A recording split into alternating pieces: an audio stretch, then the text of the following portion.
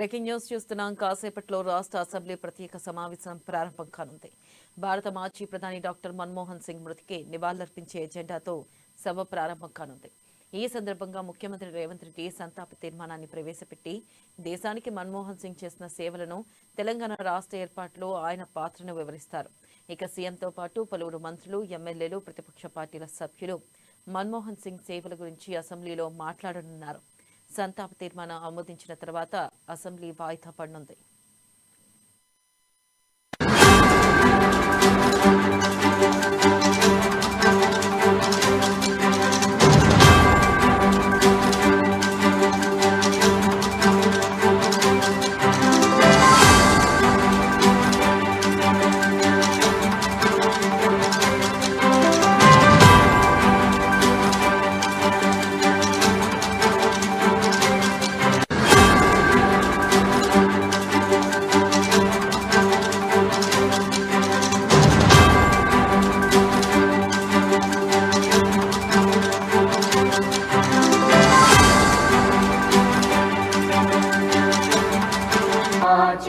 यमुना गंगा उज्जल जलधि तरंगा तव शुभ नामे जागे तव शुभ आशीष मांगे गाहे तव जय गाथा जन गण मंगलदायक जय हे भारत भाग्य विधाता जय हे जय हे जय हे जय जय जय जय हे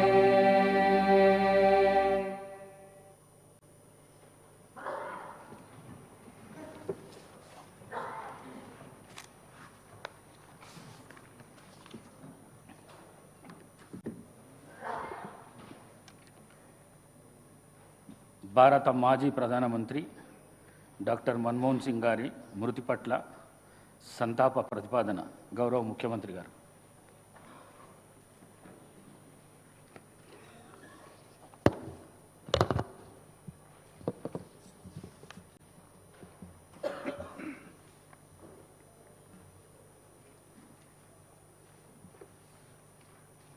అధ్యక్ష,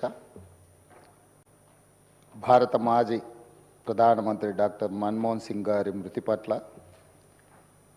ఈ సభ తన తీవ్ర సంతాపాన్ని వ్యక్తం చేస్తుంది. శోకార్తులైన వారి కుటుంబ సభ్యులకు ప్రగాఢ సానుభూతి తెలియజేస్తుంది. అంతర్జాతీయ ప్రఖ్యాతికి పొందిన ఆర్థికవేత్త డాక్టర్ మన్మోహన్ సింగ్ గారు భారతదేశానికి తన విశిష్టమైన సేవలను అందించారు.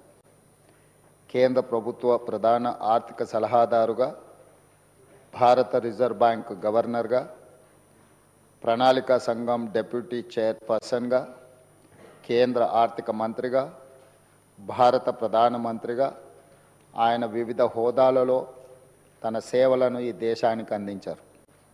డాక్టర్ మన్మోహన్ సింగ్ గారు మన దేశంలో ఆర్థిక సంస్కరణలను రూపశిల్పి. 1991 మరియు 96 మధ్య కేంద్ర ఆర్థిక మంత్రిగా ఉన్నప్పుడు భారత ఆర్థిక వ్యవస్థను సరళీకరించి ఆర్థిక స్థితిగతుల దిశను మార్చే నిర్మాణాత్మక సంస్కరణలను అమలు చేయడంలో కీలక పాత్ర పోషించారు. ప్రపంచీకరణ, సరళీకరణ, ప్రైవేటీకరణ విధానాలతో అంతర్జాతీయ స్థాయిలో భారత ఆర్థిక వ్యవస్థను సుస్థిరంగా నిలబడేలా చేయగలిగారు.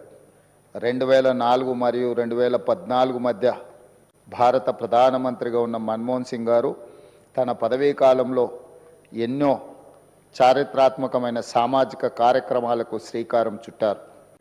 కూలీలకు ఉపాధి కల్పించే మహాత్మా గాంధీ జాతీయ గ్రామీణ ఉపాధి హామీ చట్టం, పరిపాలనలో పారదర్శకతను చాటి చెప్పే సమాచార హక్కు చట్టం, ప్రజారోగ్యానికి ప్రాధాన్యం ఇచ్చిన జాతీయ గ్రామీణ ఆరోగ్య మిషన్ ప్రారంభించారు.